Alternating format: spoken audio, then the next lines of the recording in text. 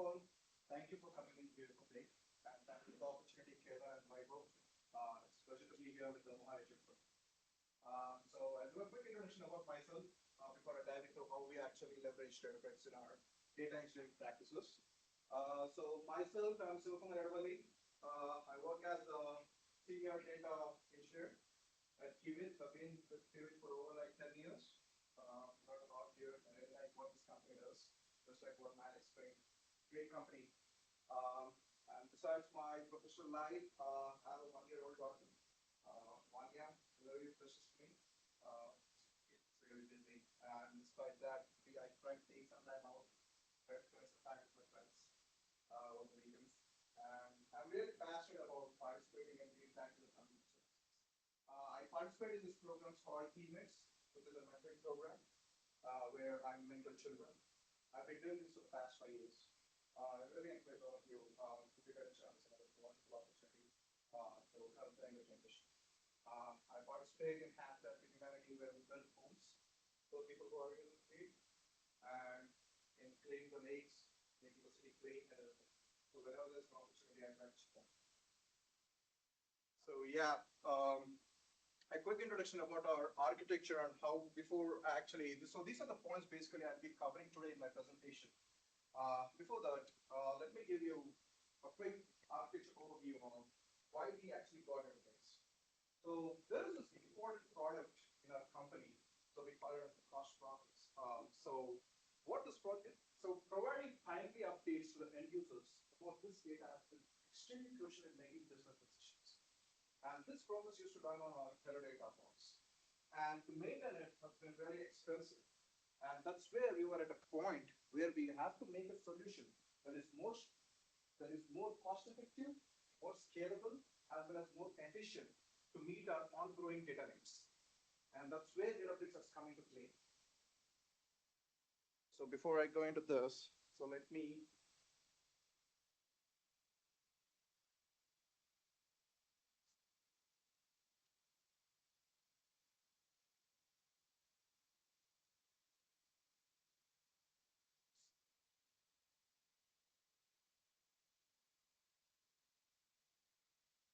this is our high-level architecture diagram about the cost process that we was talking. So we have this HVR as our replication tool, and our entire source data used to live in SAP. So we still have all our source data in SAP, and we use HVR, which is Fivetran now, as our replication tool to replicate everything into our ADLS. So Azure Data Lake Storage is our storage system over here that we have used for this particular product to migrate over from Teradata to ADLS using Databricks to process the data. And we actually, from SAP, it's a live replication using HVR, and we get the files into our landing layer, which is like the bronze layer in Avro formats. And that's where HVR Fivetran uses Databricks and Python plugins to build a current layer for us. So our ingestion has all the historical records in it, but the current layer has only the open records, which are currently valid. So that's what is being done by Fivetran behind the scenes using Databricks plugin. And then starting from Enrich till the semantic, so we use Databricks, complete Databricks Spark notebooks to process all the data and transform all the data, raw and semi-structured data into meaningful data. And that meaningful data is further used by reporting and analytics purpose.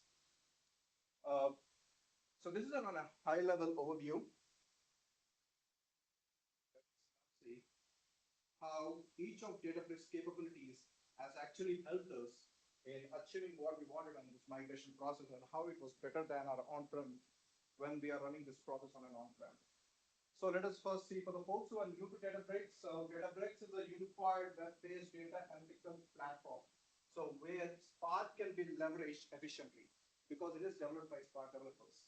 So what is Spark, right? So Spark is an open source parallel processing framework that does most of the data processing in memory.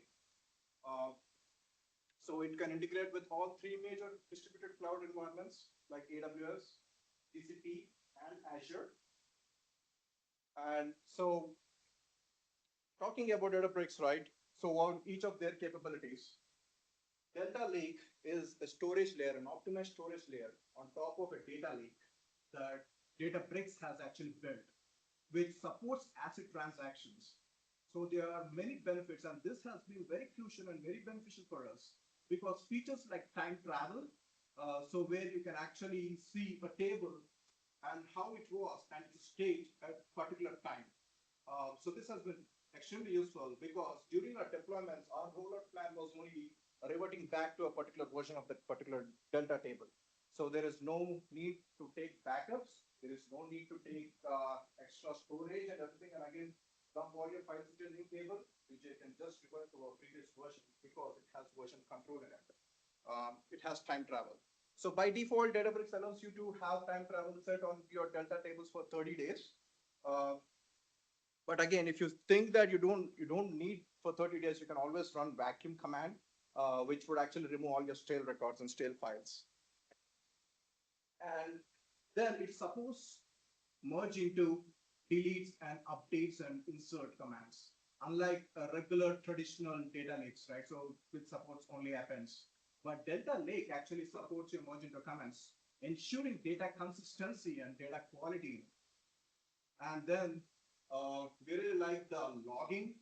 So it's been extremely useful for us where if we want to identify which job is actually taking time, right? So you can always go into the Databricks provided metrics like Spark UI metrics, see which query is taking longer time, and go to your Ganglia report and see, okay, if you run this query, how much CPU is getting utilized to run that particular query? So how much memory is getting utilized and how much memory is still available?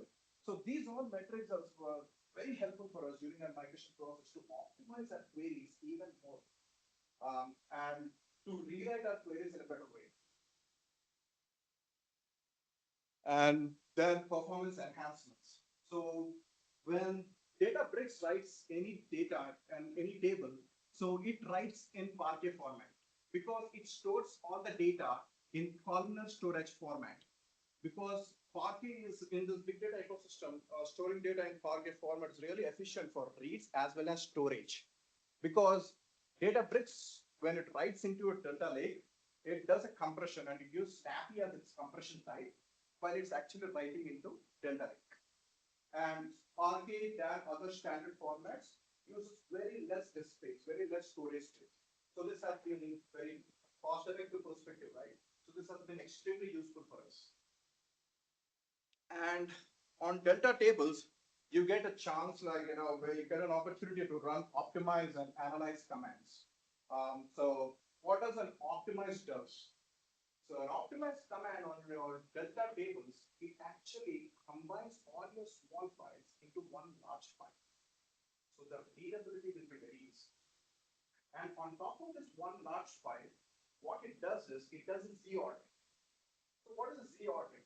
So Z ordering, what it does is all the relative data, it tries to store it at one place so that while you're querying it, the reading will be very efficient. So our queries would run much more efficient. So these are the features that were really useful for us while we are actually building our Delta tables using Databricks. Then comes our compute, right? So our clusters. So a cluster again is the compute engine, which is used to execute your workloads. And behind the scenes, so Databricks provides a dynamic cluster management. So which means that it scales up and scales down your worker nodes based on your workloads. You don't have to manage the infrastructure. So we manage behind the scenes. So which is really cost effective for us. Also scalable, right? So it always gives us an opportunity of, okay, say for suppose you have a workload that actually requires like 10 worker nodes. And if you enable auto scaling in it, so it analyzes by itself how many worker nodes it needs, and then it distributes among the different worker nodes and ensures that there is parallel processing during your query execution, and it results in faster execution of your queries. So this has been extremely useful. The architecture behind the scenes of what Spark does is extremely helpful in executing our queries much more faster than what we used to have on our Teradata box. So the cluster, there is really a driver program, worker nodes, and the cluster manager. These three combinedly execute your task and ensure that there is parallel processing. And there is this Photon. So Photon is a feature that again Databricks provides. So what Photon does is it's a Databricks native vectorized execution engine. This is a very powerful engine designed to process large workloads very efficient. So just by enabling Photon, our workloads, which used to take like 35 minutes at one time, just came down by half to 18 minutes. Isn't that just amazing, right? So we didn't do anything like that. We didn't tune anything, didn't change any coding or anything. We just used Databricks capabilities to run it much more faster. Obviously, more power comes with extra money, right? So extra cost. But again, you can scale that up. So there is a period where we actually process large amount of data. Photon may not be that efficient when you're trying to process smaller files. So it will be only efficient when you're trying to process large amounts of data.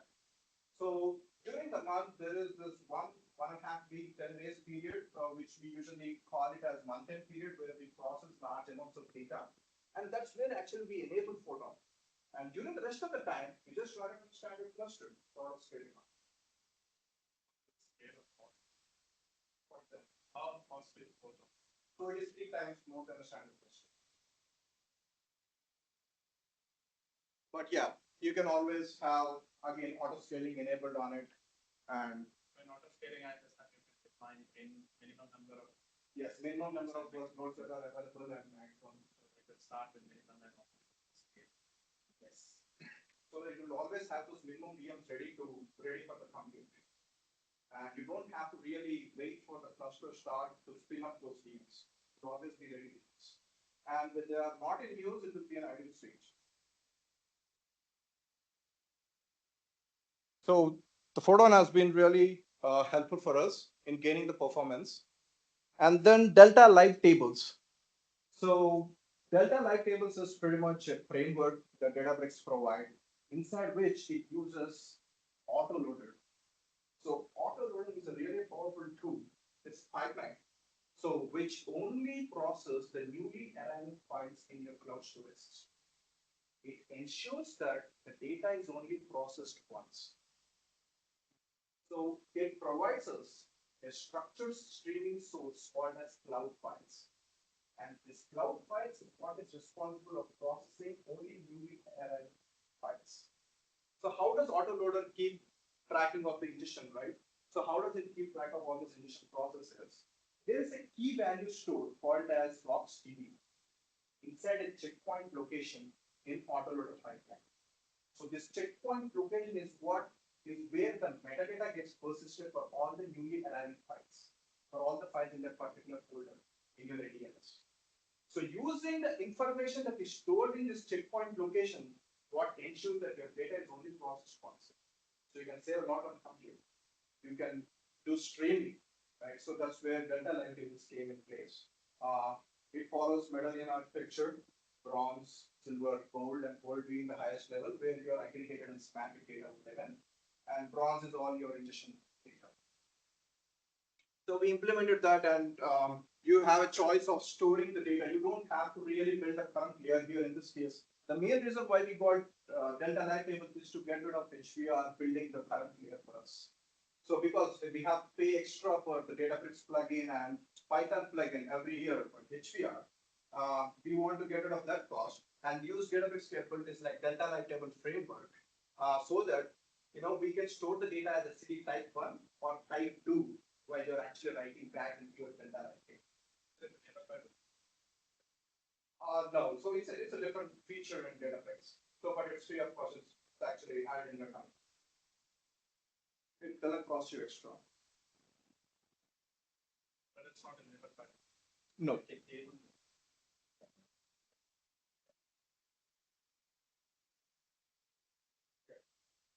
And Delta Live Tables itself, it's a live table than normal Delta tables. And it has a pipeline architecture where you can actually schedule up to 100 pipelines running parallel. And the cool feature that we like about this is, though you have 100 jobs scheduled in the one orchestration, at a time when you don't have to refresh all 100 at once. So you can select particular pipeline and can only refresh that. So So there are options like doing a full refresh, which is like an initial load, and there is just a refresh, which is like an incremental load. So we were at scenarios when we are in QA, right? So we don't want to waste compute cost by running everything at once. So we only had to refresh only our packs. So at that time, we had to select only those pipelines and we can execute them. So that's a cool feature in it. And it uses autoloader functionality, right? So Databricks has been getting these updates like every year, and almost like every once in a quarter, they have these full updates. And towards the end of last year, I guess, they actually had a good feature called as autoloader inside a regular Spark. So you don't have to really have this data library framework, but you can implement autoloader streaming from your edition on a regular Spark notebooks, which you use for your ELT and endpoints. So, meaning, so wherever we have our enriched notebooks and semantic notebooks where we process the unstructured, semi-structured data into meaningful data, we can actually put a stream on a regular Spark. We don't need to build a framework of data like tables. So we have even, so after hearing that update, so we were more passionate about it because there was a limitations of only running 100 jobs in one pipeline for data like table. We have switched to using the same functionality behind the scenes of what data like tables does, using autoloader on regular Spark notebooks. And that way we were able to overcome data inconsistency issues. So when I say data inconsistency issues, right? So while HBR was writing into our landing currently, so there used to be a latency in replication. So sometimes, for some reason, because behind the scenes when it is to write into our data tables, it runs a merge program in Databricks. So that merge program for some reason might have run a little longer, and there used to be latency in our application. So files used to arrive little late. So, and we use some audit framework inside our notebooks, which goes by audit timestamps, where we incrementally process the records using the particular timestamp. And HBR runs all the files using HBR timestamp, which is called as OP commit time. So we should do our ETL based on that particular OP commit time. And that's where we found that, okay, hey, we are missing files due to replication latency. But how can we overcome replication latency, right? So it could happen. So we didn't find an answer for autoloader resolved everything of that because it is streaming from musician. You don't have to really use it during the thing to build your parameters. So autoloader only processes the files once, and it has been extremely useful for us from cost-effective perspective and data consistency and data quality, data quality. And one good feature is you can actually specify constraints, just like how you do on data like tables. You can just do it on a normal server using autoloader. And then comes Unity Catalog. So this Unity Catalog has been the hot thing in the market for Databricks. So they have been advertising a lot about Unity Catalog, migrate to Unity Catalog. So what is Unity Catalog, right? So it's an open source data governance solution. So previously, Databricks didn't have the data governance solution with it. So by default, so there are managed tables in the Databricks. There are external tables, which means that external tables only Databricks can manage. Whereas for internal or managed tables, it manages both metadata as well as data. So all this used to be in high metastore. So whenever you create all this metadata and data for managed tables as well as the metadata for external tables used to live in high metastore. Now when you upgrade or when you migrate to Unity Catalog, it will live in catalog metastore. So what is a metastore? So it is a top layer container that actually has all this metadata for all your catalogs, schemas, and tables. And catalog and schemas are more like chronological order of storing your data, right? That's where all this data governance policies and your access control policies are applied to. So previously this feature was not there. We used to have policies and restrictions set up at our external location in ADLs.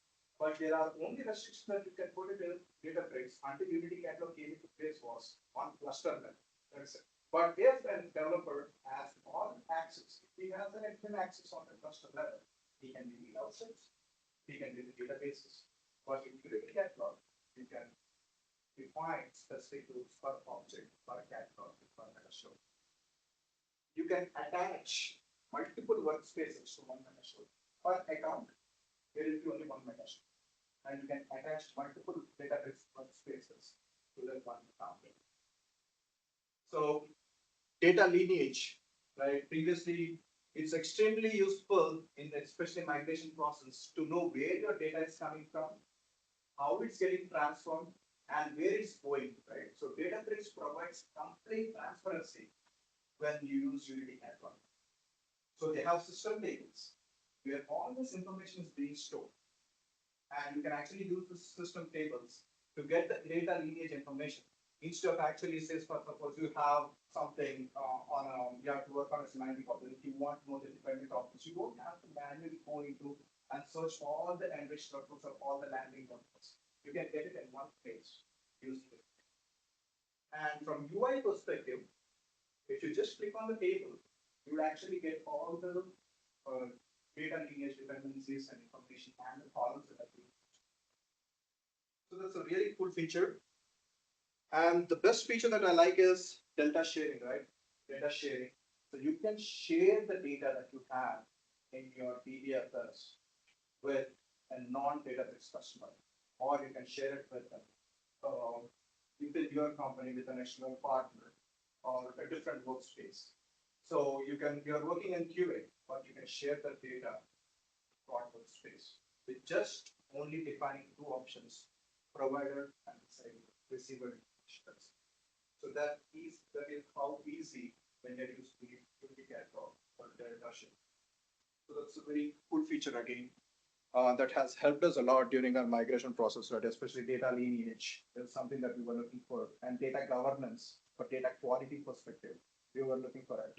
And with Unity Catalog, we were able to establish that. And what do we mean by having Unity Catalog open source? Now, during the recent data and AI summit that happened, so they said that, okay, we are making Unity Catalog as open source. So what does that mean is, now from any BI tool, from any reporting tool, or from any other platforms other than Databricks, you can actually access these Databricks objects, catalogs, and you can build tables out of it. You can build your data sets. You can avoid variety of things around it. So that's what it means that, okay, they're making Unity Catalog open source. So that's why they're enforcing all their users to migrate to UCX so that they can apply better data governance. You don't have to really, otherwise, before Unity Catalog, we have to depend on third-party tools to get data lineage and everything, and we have to set up data governance and access restrictions at other different levels in our external location. Now we can actually do everything in Databricks. It's one place for all. So if I create a Databricks workspace, it will automatically create. No, you have to attach it to a metastore. So the first would be a metastore. So per account, it would be one metastore, and you can attach your workspace to that metastore. That will be every time. Yes.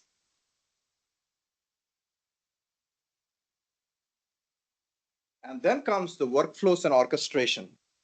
So this was a decision that we took back in 2019 or 2020, where we wanted to migrate from Teradata to Databricks for this particular product, which was very crucial, right? At that time, Databricks did not support conditional workflow orchestration. So we had to depend on other Azure platforms. Databricks has a seamless integrity with other Azure platforms. That's one good thing. So we had our entire workflow orchestration setup in Azure Data Factory. So we call all our notebooks and entire job setup and everything was done in Azure Data.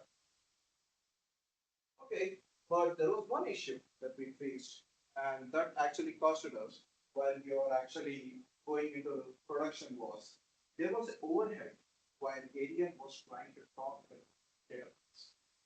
So for every notebook, they used to have 5 or 10 seconds of queuing before it actually starts running.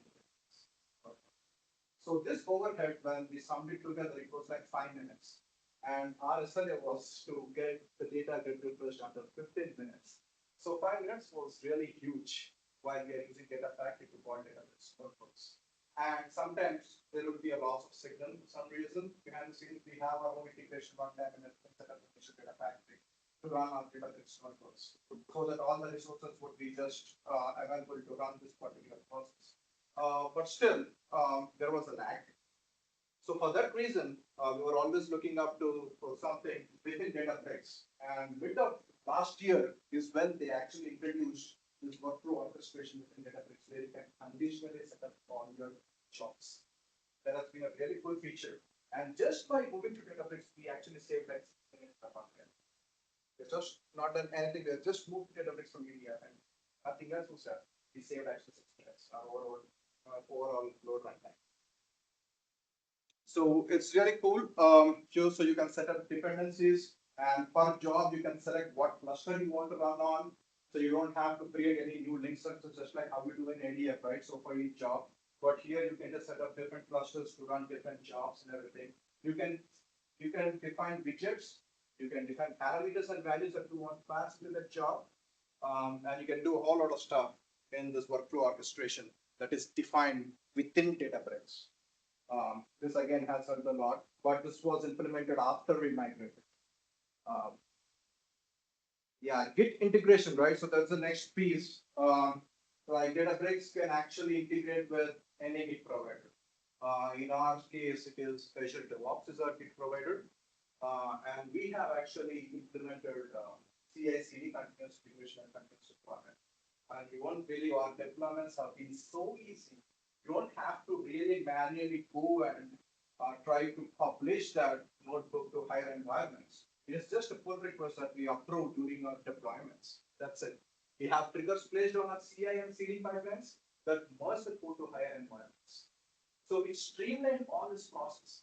And it was really new when we actually implemented CI/CD back in 2021. We really like this feature. And now everything is on CI/CD. So, but at that time it was a very big thing for us. And we still follow the same thing. Our deployments are much more easier, moving the code to higher environments and making it consistent, right? So what happens if you do manual movement of code or manual movement of notebooks or creation of tables and everything, right? So what happens if you forget to do in one of the environments? Tomorrow, if you want to run something in your current environment, so there won't be any consistency, right? So you're doing some parts of the job might be in a different. So behind the scene, how CI works is it stores all the deployment thing in an artifact, and it publishes this artifact to higher through your CD pipeline. Just like we used to have CI/CD set up in ADF as well for our own ADF processes, and when we had to work flow orchestration. So in ADF, it used to store in ARM template, which is like the Azure Resource Management template, and it just deploys this template. Or if you want to manually do, there's this JSON code on which each pipeline is defined on. Just like on how each job definition is all YAML code. You have to just change the parameters in it if you want to manually deploy it, which we don't do. But if at all, if there is an option, we can always copy this JSON or YAML code and paste it, changing the names and parameters and IDs, stuff like that. But yeah, that's a cool feature. And seamless integration, right? Performance optimization. Like I said, we use most of the Databricks capabilities. We reduced code redundancies, right? So wherever there is the same code that it's reading, right? So we don't want Spark to read the same code. Instead, we created functions in Python and use a common function across our notebooks so that from readability perspective also it would be very easy from debugging. And we had options of calling overnight, we actually run or optimize and analyze commands on all our data tables. So like I said, optimize commands, small files to larger files, making Spark to read faster. And it does the ordering on top of it to store all the data information in one place. And then analyze it's like more like it's collect statistic for tables, creating more efficient query execution time. That is what analyze does. So we run this commands on every day at midnight on all the data tables, so that by morning 3 o'clock is when our first load runs. So by the time everything will be on crash, and we restart the cluster. So we have a script where it restart the cluster to make sure that all the memory is actually in. Sometimes there are cases where memory leaks can happen, which could actually impact the performance. So what we do is we restart the cluster overnight to make sure that to perform jobs, just to execute our jobs. And again, we used all the dynamic cluster management. So it's really at the beginning, as tell us, we really didn't know what SKU tag to select. Do we need to select memory optimized, or do we need to select data cache accelerated private tags? Or we had very hard time in selecting this.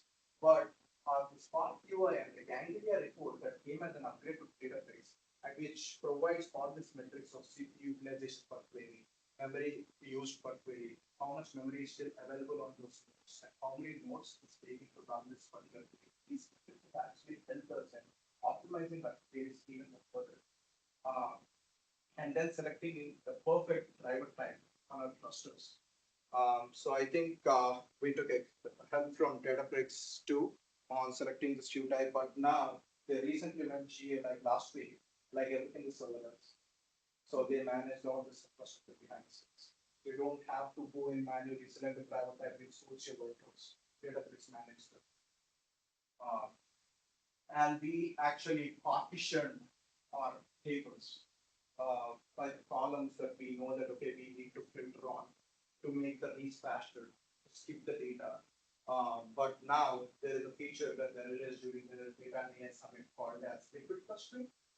So what liquid clustering really does is it follows your data file, it keeps tracks of all your data files in your storage account, and then it follows your query patterns, and it optimizes behind the scenes. It partitions. You don't need to manually go and do the stacking partition. So that would help Spark to read efficient, skip the files, and read what is here. So those are some of the performance optimizations that we have done, and seamless integration with other platforms, right? So from an enterprise point of view, right, we are going off of Teradata because it involves a lot of cost in maintaining the infrastructure. So we planned on moving to Snowflake as our cloud ETW. So why do we have Databricks then? So this decision was taken much more earlier than it was Snowflake. But still, this purpose is still going to run in Databricks because the compute cost that we are getting from this purpose is much more cheaper than any other platform that we have, right? So from an enterprise point of view, Snowflake is our ETW. So reporting and everything will be still based on Snowflake tables and things. So what we do is every day, once 30 minutes, we activate the Databricks using Snowflake connector for Spark and using Snowflake units. So Snowflake units is nothing but that's an object, that is used to make a connection for Spark and Snowflake, and making sure that transactions and everything that goes with your data is getting posted. So we backfill the data every day, once 30 minutes on Databricks. And you won't believe we almost backed it all with time process, like around 45 tables, and just take a minute to write it back down 80 minutes. So the reason why I'm saying this is with Delta Uniform, which is uniform stands for universal format. That's a new feature that they released in the recent summit. So what the universal format does is, when you create a table in universal format, really Iceberg and Delta Lake is both are dependent on metadata layers, and they both read off of path. So when you create a table in uniform format, it creates a metadata in Iceberg format. So you don't have to reprocess the data. You don't have to recreate all the data files in your external location. Any Iceberg reader client can actually access those and read it as Iceberg. So our next POC that we are actually working on is trying to read from Snowflake in Iceberg format, where we actually create tables here in uniform format. So that's one cool feature that we liked on the summit last month. We are looking forward to it actually. But yeah, these were the major things that we have accomplished, and yeah, it not only improved our operational efficiency, right, but also from cost-effective scalability and efficient solutions, we were able to saved us a lot of cost in the protocol and improved too. So yeah, do you have any questions here? Did you ever figure out why human head was there? So it was queuing actually. So we opened a couple of Microsoft tickets too. All they were saying is, the communication since it's a third party on, right? So it's when it's trying to communicate with Databricks, that's where the queuing is happening. But they asked us to scale up because this integration runtime, the integration runtime, which is again installed on our on-premises, but we maintain the server. So they asked us to pop up this purchase. So we ran, service. But still there was no help. During month ends, it was actually costing us even more. So there was a lot of more delays than usual during month ends. And when this integration runtime is used for other purposes, to run other processes, like it was even worse. So yeah. And Databricks was always suggesting us to move towards work from once they got it. And then we were not sure because there were issues initially, but again, they had some updates to it. But now it's working great actually. Just by moving to work from ADM, where it's actually like 6 minutes around 10. So in EDW metadata, our entire process, the entire data process for this particular product used to run for about like more than 25 minutes or something. But moving to just a Databricks, it's currently running at 14 minutes. So that's how much we have saved. And this gives us more opportunities, providing timely data refreshes to the end users. Because this is such a critical data, it's really useful for the end users to make better business decisions and really efficient. Where is a snowflake? Where is a snowflake? So we backfeed just this data. We are not computing any data in Snowflake. But for this particular product, but the rest of the product is still the data proxy that we have. But for this product, it's going to still the Databricks, the data transformation. This is So we haven't tried yet, right? So we haven't gone live with Snowflake yet, right? So we are for now. This process is running much more fast. Compute cost and compute better, and what it is, what other processes are currently running, the size of our cost. We know some methods. So we get around being on data products, and therefore see once we are live. So we are going to see once we go live with the rest of the product area, so it's running their cost, like how much it costs, and then we get a decision of moving cost for over. So they got just better because it is like the company is the what we use for the management problems. So we are over. Utilize for reservations for that. Yeah, we got it for 3 years, so we still have a lot of time. You looked into serverless, like DLT serverless or any of the other serverless? No, we haven't. So, but yeah, it was just an article I was reading on the website like last week. It's really cool. I'm really interested in looking forward to it. It's amazingly faster. Oh, We yeah. implemented DLT and we were using, pre-built job clusters and it was good. It was fine. Yeah. But then, we turned serverless on and I saw about 40% reduction in general run times. So, because you get the liquid cluster, you get all the Photon and all the your random product names, but yeah, you get all of that stuff under the hood. It's been up time super fast. So Being serverless is limited for. it is true. It is the downside is that you take your money from Microsoft's pocket. It's that Databricks pocket, right? So because you either pay for a cluster and then Databricks charges you too, or you just pay Databricks for the infrastructure and privilege.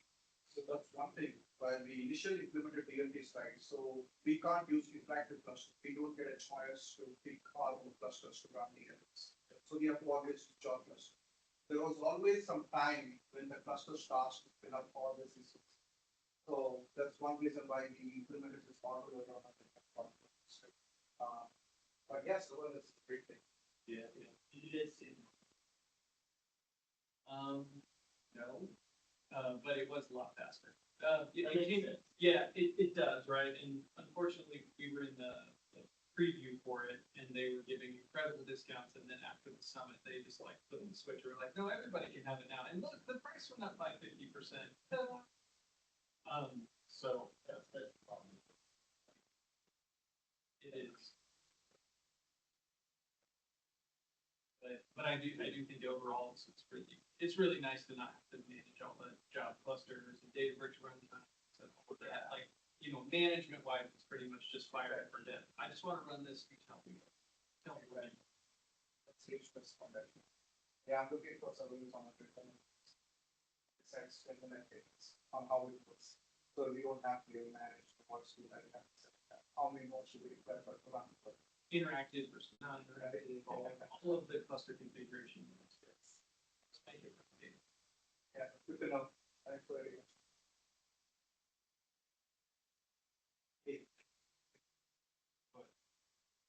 When you're running the Delta line pipelines across the sea, how did you work with like, managing multiple working? Then like, if somebody's changed one notebook, another person changed it, you have to validate pipelines. One person broke something and break. So we have repository. So repository is what is bigger. So each developer will be having, this service here. And once the code review, then it will be particular. That's how we manage. So that we won't overcross with one of those. Can you talk about the like quantities in your project? How many tables do you have? Like how big is Sure. the set? So we have about like 120 external tables, including our landing current, language, and static. And we have about like 200 managed tables.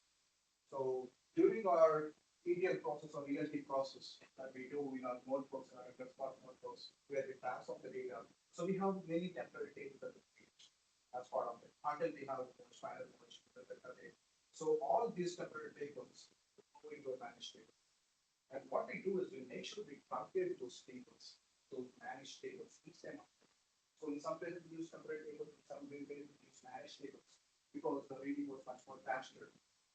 So we make sure that as part of at the end of the notebook, we compare all those so that for the next load, it will be all empty and it will only show the record that was used for that. But for the size of it, yeah, it is like 100 external and 100 about tables. So that has been really easy for us when we are migrating to Unity catalog. Because there are more automated ways now to migrate to Unity catalog.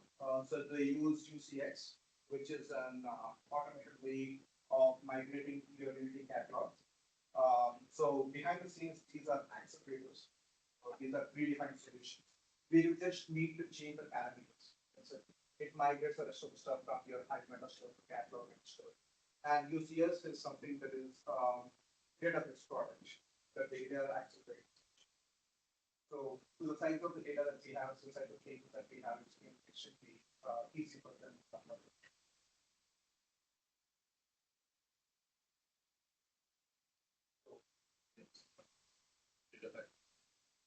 Oh, within Databricks. All the workflows and we used to have this workflow orchestration set up in data factory, but now it's using Databricks.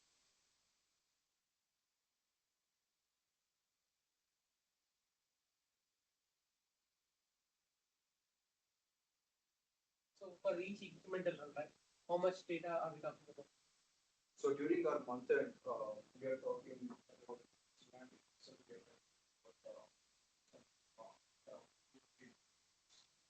during normal period, I would say for a day, which process around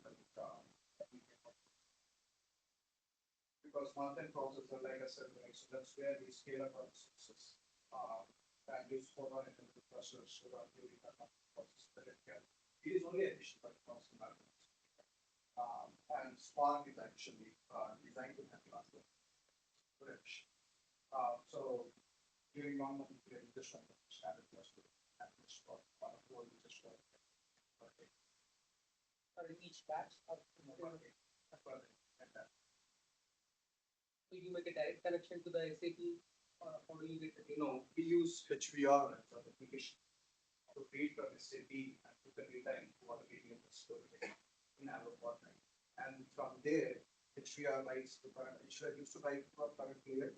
And then once we implemented all the stuff, but that's where Databricks started to process this, transform the semi-structured data into. And so our semantic data is actually exposed before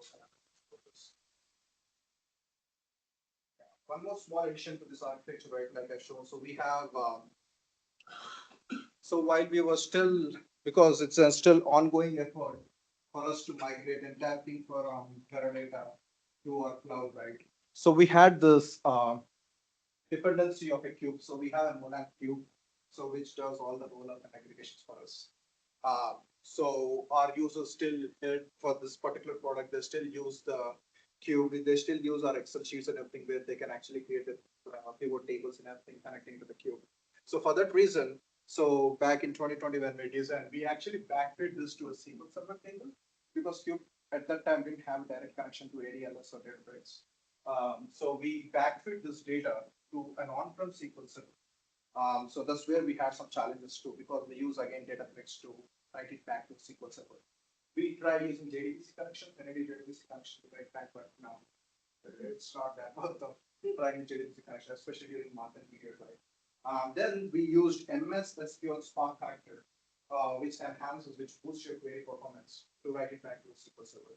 But unfortunately, there has been recently no updates from Microsoft on updating that particular server. So we are anyways migrating to Snowflake, and we are planning on having a cube built on top of Snowflake tables. So, but currently, yeah, this piece, since we have cube dependency, we backfill here. And then we also do one more backfill because there are other products there that are still living in Teradata. So we backfill to Teradata as well that are dependent on this particular product area data. So it's a line replication. Again, we use HBR to do this. So once it's in SQL Server, HBR goes in, it sees that, okay, there's a metadata that has been changed and there are new files that have been coming, there's new data that has come into this table. It immediately, it's a live replication, immediately gets into our Teradata tables. So that other products that are still running in Teradata, they won't break or, But this SQL data is what is being exposed for reporting and analytics. We get data from our Innate. Innate is our sister company. So we get data from Innate. We use Informatica SQS process to get the data into our ADLS. And from again ADLS, we use Databricks to process that. But this data factory thing is just for job orchestration. We don't really transform any data into data factory.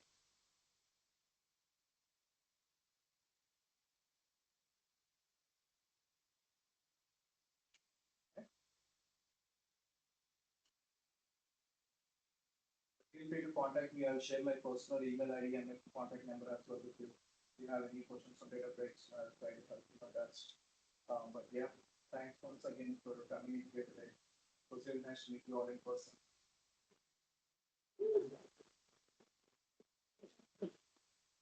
Thanks, Siva. Before we stop